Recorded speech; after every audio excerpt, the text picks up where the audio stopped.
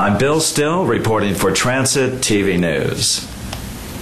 The work to identify a bombing suspect from reams of Boston Marathon footage yielded a possible breakthrough as investigators focused on a man seen dropping off a bag and then walking away from the site of the second of the two deadly explosions.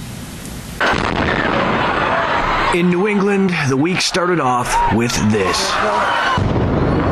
It's been an emotional, confusing few days for Bostonians. You know, unfortunately, we're used to tragedy, and I think we've become a little desensitized, which is sad enough as in its own right. This hardened city has been waiting patiently for investigators to get to the bottom of the bombings. So that there's a lot of things going on that people would not be aware of, for good reason. Who exactly is responsible for killing 3 and wounding over 170 people? That person does not belong at that event. Well, that person we know to be associated with a group that would do something like this.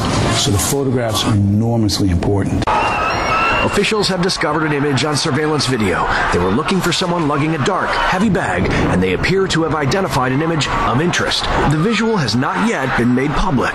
There is some video that has raised the question of those that the FBI would like to speak with. I wouldn't characterize them as suspects under the technical term.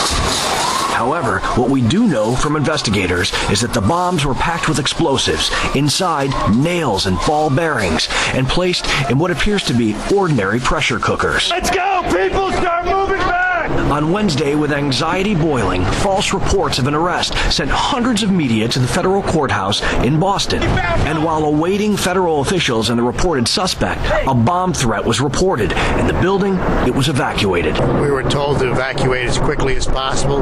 Don't take the elevator. It was a code red. The all clear was given an hour later.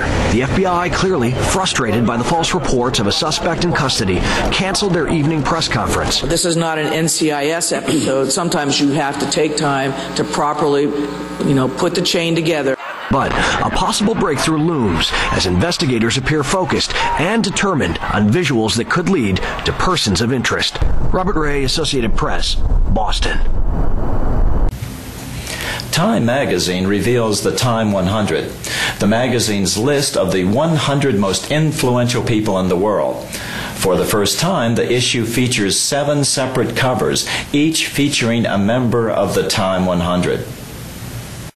It's an annual list. We've been doing it for 10 years, and it is, as billed, the 100 most influential people in the world. We don't rank them, although we do divide them into 5 categories, and we look for people who are influential across all kinds of fields. We have President Obama on the list. He's the leader of the free world, so there's always a good argument to put him on.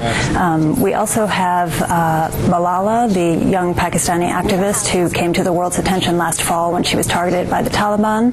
We have Jay-Z, the hip-hop artist turned New York-based mogul. We have Jimmy Fallon, who's taking over for Jay Leno in a couple of years, as was just announced by NBC. So the list sort of goes all over the place. And we came up with this idea for doing 7 covers, 7 different portraits for covers.